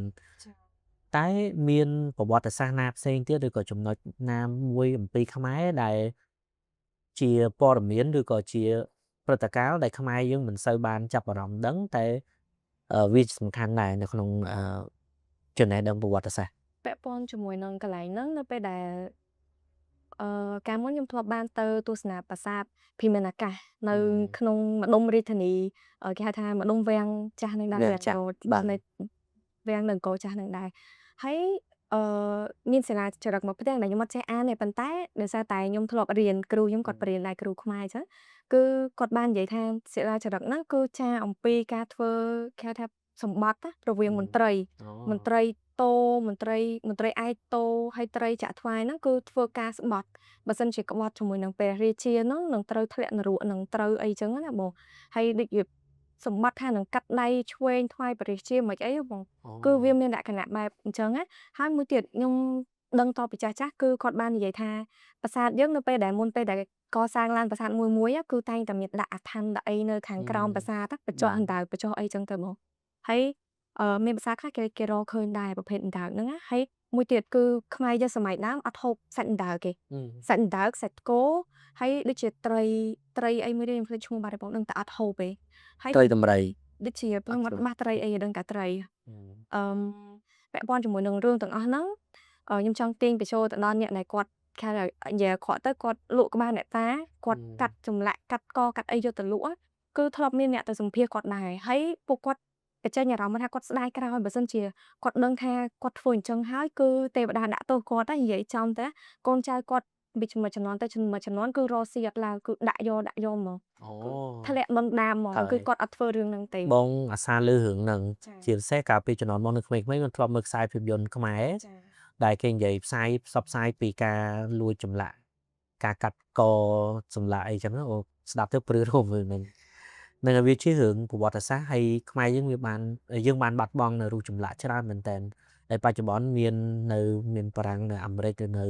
តាមមហោស្រពខ្លះៗគឺមានការលួចយកទៅក្រៅប្រទេសច្រើន ហើយក៏មានអ្នកដែលទទួលស្គាល់ថាទទួលបានគេហៅថាខុសឬក៏តែគេបណ្ដាសានៅគ្រួសារគាត់ទទួលបានបណ្ដាសាដោយសារគាត់ធ្វើការបំបែកថ្មទាំងអស់ហ្នឹងបានពិតជាទេណារូបចម្លាក់ទាំងអស់ហ្នឹងពិតជាមានភាពស័ក្តិសិទ្ធិមានជំនឿ ស័ក្តិសិទ្ធិហ្មង តើនៅក្នុងហ្នឹងវាមានធម៌ពលឬក៏ចំពោះបងអូនពេលទៅដល់តំបន់បុរាណសាលអីផ្សេងហ្នឹងមានអារម្មណ៍ខ្លួនឯងថាមានធម៌ពលឥទ្ធិពលអីប៉ះពាល់មកយើងឬក៏មានជាអារម្មណ៍អីដែលធ្វើឲ្យយើងមានញៀនដឹងឬក៏ feel ថាមានអារម្មណ៍ថាដូចគេកំពុងតែនៅចឹងមើលយើងដែរអត់ ជួនកាលមានហ្មងប៉ុន្តែខ្ញុំនិយាយឡើងព្រឺ ព្រោះខ្ញុំធ្លាប់ទៅប៉ុន្តែតតែពេលណាដែលយើងនៅប្រាសាទហ្នឹងម្នាក់ឯងអត់សូវមានរំលឹកចឹងណាបងយកឈរសម្លឹងរូបចម្លាក់អញ្ចឹងទៅពេលខ្លះព្រឺដែរហើយមានមួយពេលហ្នឹងខ្ញុំទៅអង្គរវត្តហ្នឹងខ្ញុំចង់ស្វែងរករូបចម្លាក់ឆ្កែទាំងដូចជា6ក្បាលដែលយាមឋាននរកខ្ញុំដើររកអាពេលហ្នឹងពេលដែលខ្ញុំទៅអត់មានកម្រងខ្ញុំដើររកឃើញដើរជួបតែស្រាប់តែថ្ងៃមួយខ្ញុំចង់ទៅថតរូបហ្នឹងខ្ញុំដើររកអត់ឃើញទេ នឹងបាត់ ទៅដើររកអត់ឃើញដល់ពេលមកសទូទៅខ្ញុំគិតក្នុងចិត្តណាចាគិតក្នុងចិត្តថាឲ្យយើងរកឃើញអញ្ចឹងទៅខ្ញុំចិត្តតែដើរសឡងទៅឃើញនៅ ជួបមកវិញចាំវិញនៅក្បែរជាង នៅក្បែរហ្នឹងឯងនៅចិត្តរូបចម្លាក់ឋាននរកឋានសួគ៌ហ្នឹងហ្មង បានហើយ នៅចិត្ត បងទៅសារថាចំណុចបងធ្លាប់ទៅក្រៅប្រទេសបងជួបជាមួយនឹង producer អ្នកផលិតករភាពយន្តដូចគ្នាដែលគាត់ទៅដំណើរកម្សាន្តនៅកាលហ្នឹងយើងទៅ festival នៅកូរ៉េអញ្ចឹងណាមានជនជាតិម៉ាឡេប្រហែលអ្នកឬក៏ឥណ្ឌូហ្នឹងគាត់មកនិយាយមួយបងតែទៅក្នុងប្រាសាទខ្មែរគាត់មានអារម្មណ៍បងថាវាត្រូវឲ្យខុសប៉ុន្តែហ្នឹងគ្រាន់តែជាអារម្មណ៍របស់គាត់ជាជនជាតិបរទេសឯងគាត់ថាគ្រប់ពេលដែលគាត់មកស្រុកខ្មែរគាត់ទៅលេងប្រាសាទអង្គរវត្តហើយគាត់ដើរនៅតំបន់ប្រាសាទអង្គរវត្ត គាត់មានអារម្មណ៍ដូចខ្លួនឯងជាម្ចាស់ស្ត្រីជា queen ហ្នឹងណាដោយសារតំបន់នេះជាតំបន់ពិសិដ្ឋពេលគាត់ដើរទៅគាត់មានអារម្មណ៍មួយជាទីឋានពិសិដ្ឋរបស់ខ្មែរវាថាធ្វើឲ្យគាត់ទោះបីគាត់មិនជនជាតិខ្មែរប៉ុន្តែពេលគាត់ធ្វើដំណើរហ្នឹងទៅមើលប្រាសាទឬក៏ឃើញចម្លាក់អីហ្នឹងគាត់មានអារម្មណ៍មានមោទនភាពដែលមានបុគ្គលឬក៏មានទីតាំងអស្ចារ្យអញ្ចឹងណាអាហ្នឹងជាអារម្មណ៍មួយរបស់គាត់ចឹងបងអត់ដឹងថាចំពោះយើងផ្ទាល់ឬក៏ បងចង់ផ្ញើអារម្មណ៍ហ្នឹងទៅឲ្យប្រជាពលរដ្ឋខ្មែរឲ្យគាត់ចាប់យកអាហ្នឹងមួយដែរថាយើងមានរបស់មួយដែលអ្នកដតីគេគិតថាជាតំបន់ពិសិដ្ឋណាចឹងអច្ឆរិយៈចឹងក៏បីយើងអាចថាជ្រាបពេលបានទៅលេងទៅកំសាន្តទៅស្វែងយល់ពីវាគឺមិនមែនថាទៅថតរូបគឺទៅស្វែងយល់ហើយដើម្បីស្វែងយល់តើតែអាចអញ្ជើញមគ្គុទ្ទេសក៍ណាដែលនៅតំបន់ហ្នឹងគាត់មានចំណេះជំនាញច្បាស់លាស់ ស្ដាប់ទៅឬក៏អាចមើលវីដេអូដែលយើងធ្លាប់បានផលិតបន្ថែមបងជឿថាគាត់អាចនឹងកាន់តែស្រឡាញ់កាន់តែចូលចិត្តកាន់តែដឹងពីប្រវត្តិខ្លួនឯងកាន់តែច្រើនទៅអត់ ចានិយាយទៅខ្ញុំលើកទឹកចិត្តឲ្យមកអ្នកតែទៅលេងប្រាសាទអីហ្នឹងយើងរកអ្នកដែលគាត់ជាមគ្គុទ្ទេសក៍អីចឹងអាចគាត់ជួនកាលយើងទៅលេងប្រាសាទយើងទៅលេងតែកន្លះម៉ោងអីយើងថតរូបចេញមកវិញតែបើមានពួកគាត់យើងដើរបានដល់ទៅ2ម៉ោងឬក៏បើយើងដើរគាត់និយាយច្រើនណាគឺយើងដើរលើសនឹងទៀតដើរបានយូរជាងនោះទៀតហើយយើងក៏ទទួលបានចំណេះដឹងមកវិញទៀត មានន័យច្រើនជាងយើងតើទៅថតតិចតួចទៅបាទ តែខ្ញុំសូមបន្ថែមតិចបងនៅម្ដុំប្រាយនៅអង្គរហ្នឹងគេធ្លាប់រកឃើញឆ្អឹងមនុស្សកាលពីសម័យអង្គរវែងណាកម្ពស់ឡើងលើសពី2ម៉ែត្រទៀត Really ចាគេរកឃើញឆ្អឹងឯកាលនោះដូចជាសម័យខ្ទង់2010 ហើយមានពាក់គ្រឿងអលង្ការមានអីជាប់នៅទៅនោះផ្អើលជារបៀបដែរណា ចឹងកាលហ្នឹងចំពោះបងអូនក៏ពេលឃើញរូបចឹងវាទៅជា ខ្ញុំអត់បានឃើញទេបងតែ nhom lư cái gì hay kêu nhom cọt prap tiệt Bên này chấm nó ghi cho tên nào tới cái ăn ban prap dương này bông hay chỉ cái do tật phơ sao bị chay nên tận á cái dương ăn đắng nguyên nơi để chia rương cầm bàn cầm bàn chẳng bong sông bật vòng bao vòng và trò tiếp về rương nó dương ngập bàn khơi chẳng việc thọ là chia rương này nè xem hiểu con giấy dương sẽ đạp đấy bùi dương ở trong chạy lại con mình mặt không khơi chả mãi nhom lên xem việc cả nó wow trong ai về ban thăm người ai là nguyên dễ mà để dễ nữa kìa của này bùi nhom lên chả chan vậy tha sớm món mà nơi khục pu hả hay miền thùng thùng bạn thử ấy ok nhưng từ lọc mà tiết ra tông nâng atopol lên mình đang dần cùng wing đi xa phố ôn chỉ nhẹ trai đồng lệ bỏ miễn từ lửa đứa con Metacam mua này là mình đang dần cùng đá ta trong phố Metacam bao dương tố ta dương dương cái tha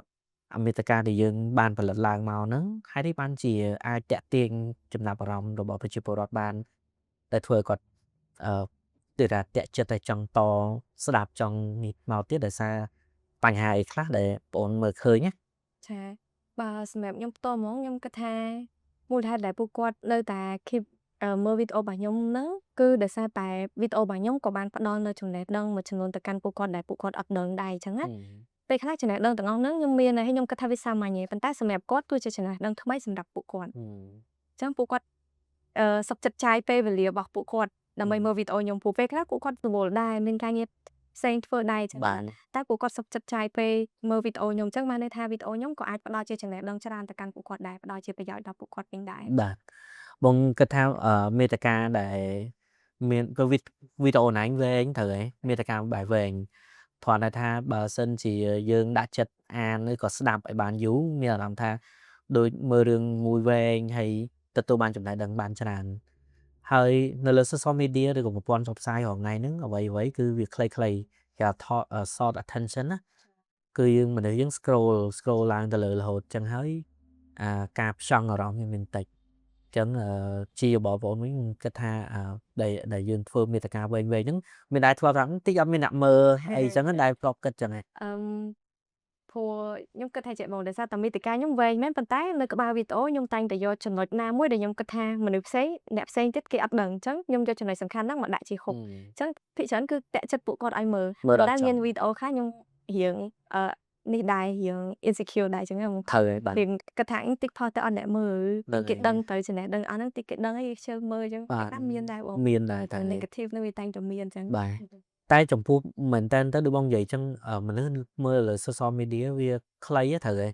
tay đọc bây giờ người ta cao với anh đưa lợi dân thơ podcast với anh có bọn mình luôn anh số bọn nẹp là đáy bọn có anh miên là rộng tha ở chùm nữa mà rồi phía rồi tha miên là tôi sẽ đo job được có start mà đo dân vậy chùm này thằng đây tay thọ này tha ở vậy để dân bên trái nhưng cái tha dân phơ chưa bị giỏi dù vậy như nè kìm start tới nè mình start có tạm là như là đại tập không cái bài này này chẳng comment cùng arom muối để đi tha áp phải gió cứ có ấy tha đi thua tới chai được cầm làng cháu nên đây kịch đại chẳng nó được có trong bao bông với đại à lúc thì áp phong toàn này nè sau này phơi nhung cất ha tụi bây giờ nhung áp thớt cái nhung nên tập lên cái lại nên tập chẳng chỗ thò tới miên nè mơ có con mơ tới hay là bờ tham bố con ăn mơ tới có hay tờ bố nè đà mơ nhung nứng cư nhung cất ha bố con sập tài chia nè này trong lưng trong vô chẳng hạn một sập tài bố con khầm khầm chè trong về hay dương ở sơ khoa và đi cho sơ khoa review đâu thời bộ miên chúng nói nó hay chim sư của bạn chất thờ này này ok bon ở con chợ mình tên anh chui chay mình lại tràn từ lời càng nghe ở đây vừa to cho nào ở trong tràn lấy dương vậy bị bành ha làm bạn môi trường luôn từ lời càng nghe mình càng nghe ôn to đưa cổ để sai dương trôi chết dương sắm mới bong sắm mới tới đôi chia mình ở trong tháng đôi chia mình chỉ bành ha phải cho này tái và sân chỉ dương mơ chẹt đánh ta chấm nói nga khá để dương cái thao vi chỉ bành ha phải chôm từ lời nẹt này bạc cát mê ta ca đôi ôn vậy tới chẳng buộc ba nhà hàng bạch hôm nó cứ việc hay dương ở sơ miên và sân chỉ dương ở to là mấy ở sân ấy giờ bông tay nóไปđể dương chập đâm là bay khang tới nên việc ha chỉ gặp con trôi chở nữa còn mà tệ bò nhìn cha miên đã sẵn lạnh chớn còn miên đã sập chở để việc chẳng ngập bông ចឹងចំពោះសុវត្ថិភាពផ្ទាល់ខ្លួនរបស់យើងក៏យើងត្រូវប្រយ័ត្នច្រើនជាងមុនដែរនេះខ្ញុំអត់ទាន់ល្បីទេខ្ញុំ ឯក និ ជន យាយសម្ ភាព រាប់ ផ្ទាល់ខ្លួន ចា តើ ឯកជនភាព បាទ ខ្ញុំអត់ទាន់ល្បីចឹងនិយាយ ចឹងអត់ទាន់មានជា challenge ទេ ចាអត់ទាន់ទេ ណែអូខេ អាចគិតខ្ញុំអាចគិតឃើញអំពី challenge មួយចំនួនដែរពេលខ្លះចឹងវាដោយសារតែខ្ញុំទៅថតកន្លែងខ្លះចឹងខ្ញុំថតតែឯងចឹងព្រោះតែខ្ញុំជាមនុស្សស្រីផងចឹងទៅយើងរៀនគិតសុវត្ថិភាពយើងកន្លែង ហើ ដែរ យចឹងតើតែប្រយ័ត្នប្រយែង ប្រ ទៅ យ័ត្នប្រយែងច្រើន បាទ ចា ហើយជាពិសេសយើងទៅតំបន់នេះឆ្ងាយស្ងាត់ផង ចា ត្រូវ មកទៅស្ងាត់ៗខ្ញុំមានគ្នាហ្មង អូបាទ ទៅ បាទ មានគ្នាដែរ ត្រូវហើយបាទដូចជាសំណួរនេះធ្លាប់បាននិយាយទៅកន្លែងមួយដែលធ្វើឲ្យយើងព្រឺភ័យ តែពេលដែលធ្វើដំណើរមើលមានអារម្មណ៍ថាបងដូចចូលចិត្តធ្វើដំណើរចូលចិត្ត explore ដើរមើលនេះមើលនោះច្រើនអាហ្នឹងមកពីអីដែរបានជាអញ្ចឹងគឺក៏អត់ដឹងទេ ខ្ញុំគិតថាអាហ្នឹងមកពីអឺចំណង់ចំណូលចិត្តយើងតាំងពីក្មេងមក passion របស់យើងហ្មងយើងតាំងពីក្មេងដោយសារតែប៉ាម៉ាក់នៅគ្រប់គ្រងយើងខ្លាំងអញ្ចឹងយើងអាចដើរទៅណាបានទៅណាតើមានគាត់តែដល់ពេលយើងចាប់ផ្ដើមឯករាជ្យខ្លួនឯងមកយើងមានអារម្មណ៍ថាពិភពលោកហ្នឹងគឺវាធំណាស់អញ្ចឹងគឺវាមានកន្លែងច្រើនណាស់ដែលយើងអត់ទាន់ដឹងអត់ទាន់ស្គាល់អញ្ចឹងយើងចង់ដឹង ត្រូវហើយបងចង់បន្ថែមបន្តិចទៀតតើតើនឹងដើររុករកឬ explore ហ្នឹងតែមានកំណត់ថាក្រៅពីនៅក្នុងប្រទេសកម្ពុជាគិតថាចង់ដើរទៅក្រៅប្រទេសថែមទៀតអត់ឬក៏មានកំណត់មួយខុសពីគេដែលគិតថានៅស្រុកខ្មែរមានកន្លែងរុករកច្រើនមែនតើដែលយើងមិនទាន់បានដើរដល់ណាអញ្ចឹងចំពោះទស្សនៈបងផ្ទាល់តើវាមិនមែនថាចង់ឲ្យអនឡាញគ្រប់គ្រងចំណុចមួយណាគ្រាន់តែជាទស្សនៈផ្ទាល់ខ្លួនតើយើងចូលចិត្តពួកអ្នកដែលគាត់ទៅ explore ក្រៅប្រទេសវាជាចំណុចមួយចិត្តគាត់ដែរតែចំពោះបងផ្ទាល់យល់មិនទៅពោះទស្សនៈហ្នឹង បើសម្រាប់ខ្ញុំផ្ទាល់និយាយទៅគម្រោងខ្ញុំគឺមិនមែនត្រឹមតែ explore នៅក្នុងប្រទេសខ្មែរយើងឯងប៉ុន្តែចិត្តរបស់ខ្ញុំគឺចង់ explore នៅក្នុងប្រទេសខ្មែរហ្នឹងឲ្យច្រើនឲ្យអស់លទ្ធភាពសិនណាហ្មងចឹងទៅចាំខ្ញុំចាប់ផ្ដើមចេញទៅ explore ខាងក្រៅព្រោះបើសិនជាយើងនៅតែមកកណ្ដុបហ្នឹងគឺយើងអត់មានការអភិវឌ្ឍទៅបន្តទៀតទេយើងត្រូវទៅមើលប្រទេសជិតខាងយើងដែរថាគេមានអីដែលជាល្អអីចឹងណាហ្មង ហើយបាទបងលើករៀងក្រៅទីនេះជាចំណាប់អារម្មណ៍បងហើយបងធ្លាប់មើលវីដេអូរបស់ជនជាតិឥណ្ឌាម្នាក់ដែលគាត់អាសាមកស្រុកខ្មែរហើយគាត់Mr. ម្នាក់ហ្នឹងបងភ្លេចឈ្មោះគាត់តែគាត់និយាយពីប្រវត្តិឬក៏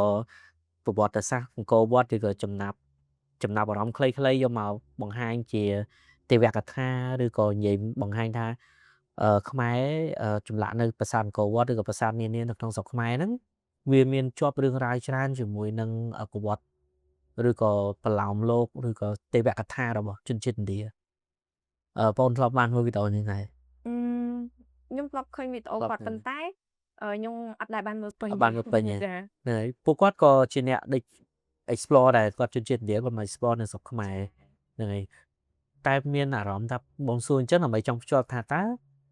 មានពេលដោយសារខ្មែរយើងវាទំនៀមមកប្រវត្តិសាស្ត្រcủaយើងហើយនឹងឥណ្ឌាវាសិនតា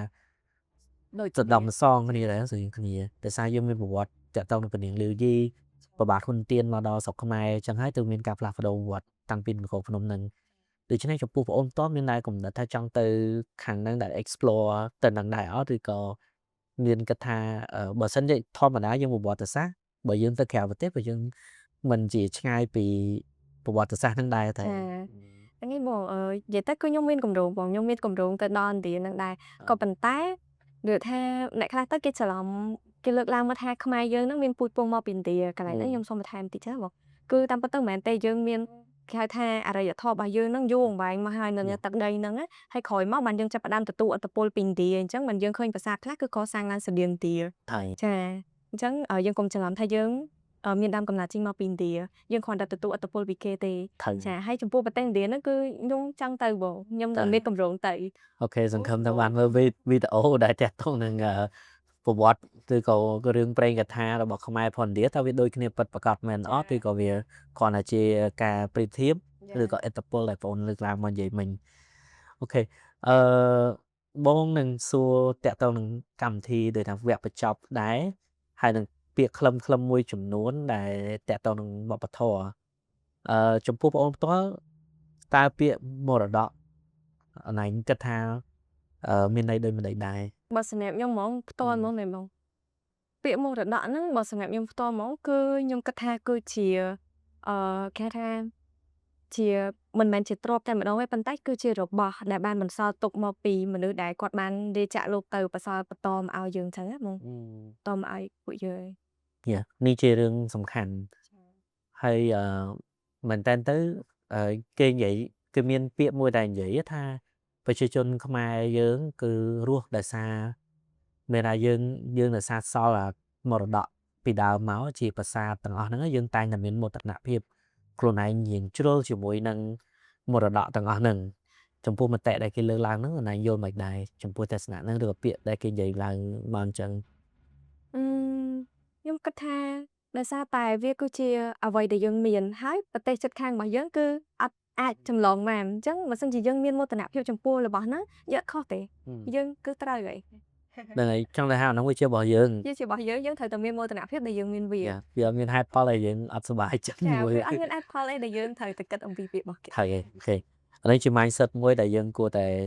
ចែករំលែកទៅដល់ប្រជាពលរដ្ឋយើងគួរតែមានមោទនភាពនៅអ្វីដែលយើងមានហ្នឹងណា ចា ជាពិសេស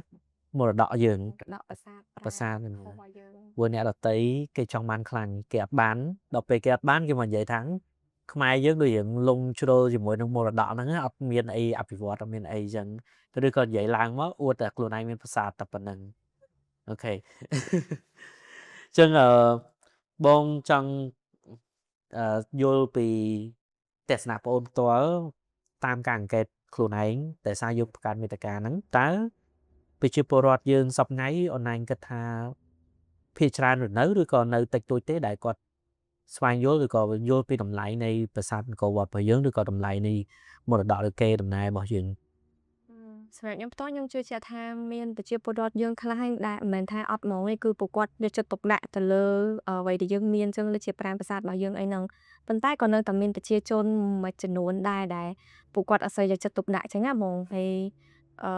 និយាយទៅរឿងខ្លះគឺពួកគាត់អត់ដឹងសោះហ្មងអត់ដឹងពីប្រវត្តិខ្លួនឯងប្រវត្តិសាស្ត្ររបស់ខ្លួនឯងតែម្ដងនៅតែមានអ្នកអញ្ចឹងចា ហ្នឹងហើយចឹងគាត់បីគួរតែរៀនសូត្រតិចតួចតែ គាត់បីគួរតែរៀនសូត្រដើម្បីអភិវឌ្ឍបន្តទៀតព្រោះបើសិនជាទុកចោលប្រវត្តិសាស្ត្រហ្នឹងគឺប្រកាសជាត្រូវកប់ចោលរហូតចឹងណា ចុះបើគេថាមានអ្នករៀនមកកណ្ដោអត់ខ្ញុំរៀនម្នាក់ហ្នឹងកើត ដោយសារតែមាន mindset គិតអញ្ចឹងមិនអ្នកផ្សេងគាត់មានអ្នករៀនដល់ អានឹងដូចយើងនិយាយគ្នាមុនហ្នឹងតែតើនឹងរឿងរៀនប្រវត្តិសាស្ត្រខ្ញុំបងចង់លើកនឹងរឿងហ្នឹងមកនិយាយដែរដោយសារមិនបន្ទោសទេប៉ុន្តែតើណាជាបទពិសោធន៍យើងតាំងពីដើមមកអ្នកដែលរៀនខាងផ្នែកប្រវត្តិសាស្ត្រតើដូចជំនាន់បងដែរអត់ជំនាន់បងនៅរៀនគឺមេរៀនមុខវិជ្ជាប្រវត្តិសាស្ត្រដូចជាអត់សូវបានយកចិត្តទុកដាក់នៅក្នុងសាលារៀនទេទើបមកដល់សម័យនេះដែលយើងនិយាយពីរឿងហ្នឹងមើលឡើងមកដោយសារយើងមានបញ្ហាសង្គ្រាមជាមួយនឹងប្រទេសជិតខាងទៅយើងយកប្រវត្តិសាស្ត្រមកនិយាយជាគោលណាទាំងអ្នកខ្លះគាត់មួយចំនួនគាត់មិនសូវជាដឹងពីប្រវត្តិសាស្ត្រឬប្រពៃណីខ្មែរយើងឲ្យស៊ីជម្រៅផងចឹងហើយទៅមានការយល់ច្រឡំឬក៏ការយល់ខុសច្រើនទៅលើបណ្ដាញសង្គមការចែកម្លែកដែលមិនទាន់គឺថាច្បាស់លាស់ហើយមានការខ្លាចតអាក្នុងការចែកម្លែកទៀតព្រោះអីពេលខ្លះយើងអត់មានឯកសារយោងដូចបងនិយាយហ្នឹងឯកសារនឹងណាចឹងពិបាកដែរឬតែគេថាតគ្នាប្រវត្តិនេះប្រវត្តិនោះដូច្នេះហើយរឿងទាំងអស់ហ្នឹងវាជាតាមពិតវាជាគួរតែជាបេសកកម្មសំខាន់មួយចំពោះកូនខ្មែរយើងឬក៏អ្នកជំនាន់ក្រោយគាត់គួរតែរៀនបន្ថែមស្វែងយល់ឱកាសពិតបានច្រើនចាបើសិនជាយើងអត់ដឹងច្បាស់យើងមានចំណេះដឹងច្បាស់ទេគេថាមួយយើងថាមួយតាមគេគេថាពីរហ្វីតាមគេអញ្ចឹងណាហើយចឹងយើងអត់ច្បាស់ដូចគ្នាចាយើងក៏អត់ច្បាស់ត្រូវយើងត្រូវតែស្គាល់អំពីខ្លួនឯងបានជាក់ស្ដែងពិតប្រាកដណាចឹងបងសួរបន្តទៀតតកតងជាមួយនឹងបងគិតថានេះជាសំណួរផ្ទាល់ខ្លួនតើក្តីសម័យធំបំផុតរបស់ប្អូន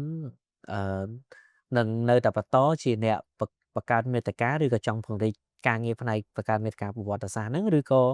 អាចនឹងមានពេលណាមួយនឹងបកត្រឡប់មករឿងទៅមកបកទៅលើរឿងរ៉ូស៊ីឬយ៉ាងម៉េចដែរនិយាយទៅបើសិនជាខ្ញុំនៅតែមានកម្លាំងធ្វើមានពេលធ្វើគឺខ្ញុំនៅតែកាន់ទៅពីរខ្ញុំbusiness ក៏ខ្ញុំនៅតែធ្វើរៀនក៏ខ្ញុំនៅតែរៀនហើយធ្វើវីដេអូក៏ខ្ញុំនៅតែធ្វើព្រោះវាថាការធ្វើវីដេអូដើរលេងអីហ្នឹងគឺទីសឹងថាជាផ្នែកមួយនៃជីវិតរបស់ខ្ញុំទោះបីជាខ្ញុំអត់ថតក៏ខ្ញុំនៅតែដើរនៅណាលេងបាទអញ្ចឹងគាត់នៅបន្ថែមកាមេរ៉ាថតបន្ថែមទៅលើផងមានហើយខ្ញុំអត់សូវ strict ជាមួយជីវិតខ្ញុំខ្លាំងពេកខ្ញុំឈឺដែរពេលខ្លះព្រោះមនុស្សយើងត្រូវការគេហៅថានេះ release stress ខ្លួនឯងដែរត្រូវការទំហាយកាយខ្លួនឯងដែរមិនមែនថ្ងៃគិតតែធ្វើការគិតតែរៀនរហូតទេ ចឹងមានន័យថាអូនឯងគិតទៅលើ work life balance នឹងខ្លាំង ចា balance ហើយ ហ្នឹង content របស់ខ្ញុំផ្ទាល់ហ្នឹងក៏មិនមែនថាខ្ញុំផ្ដោតប្រវត្តិសាស្ត្រសុទ្ធដែរជួនកាលទៅក៏ខ្ញុំទៅដើរលេងកន្លែងណាប្លែកខ្ញុំចង់ចែកម្លែកគឺខ្ញុំចែកម្លែកទៅកាន់បងប្អូនយើងដែរចឹងណា បាទ កុំឲ្យពួកគាត់មើលមកគាត់ថា content ខ្ញុំហ្នឹងវាចំណេះដឹងសុទ្ធអីចឹងណា ហើយ គាត់មានឈៀងមានអីដែរ ហ្នឹងហើយមានដើរលេងមានអី ដើរលេងដែរ ដូចទៅថ្ងៃមុនទៅអូសោមែន អូសោម បាទទេសភាពស្អាតហើយមានពណ៌មានវីដេអូមួយទៀតដែលបងឃើញដូចជាបានទៅដល់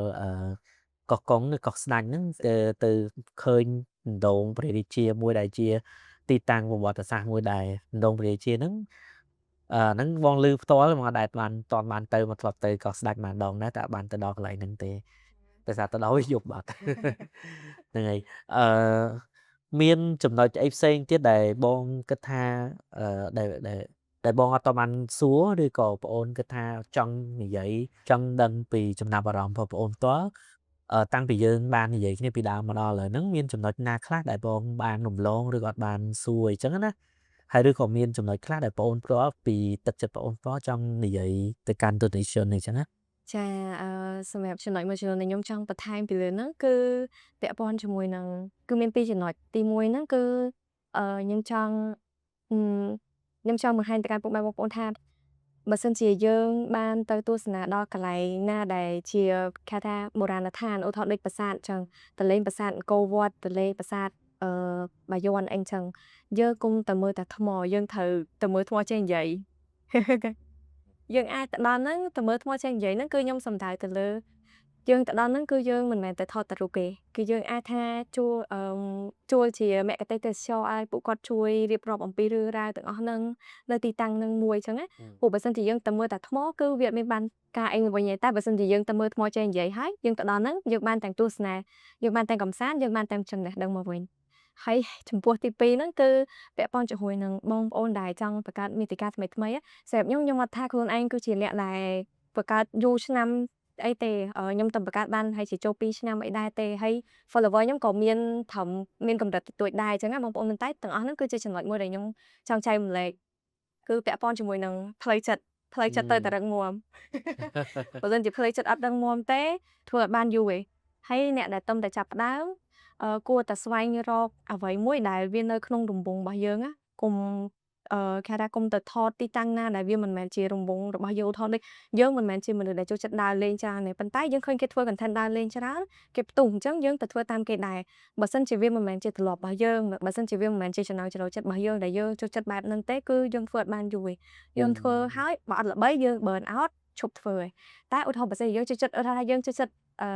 បែបញ៉ាំយើងចោះអញ្ចឹងយើងថត content បែបញ៉ាំអញ្ចឹងទោះបីជាយើងអត់ថតក៏យើងញ៉ាំអញ្ចឹងយើងថតបែបញ៉ាំទៅយើងចំណេញហើយវានៅរង្វង់មួយយើងផងអញ្ចឹងយើងធ្វើបានយូរ ទោះបីជាមិន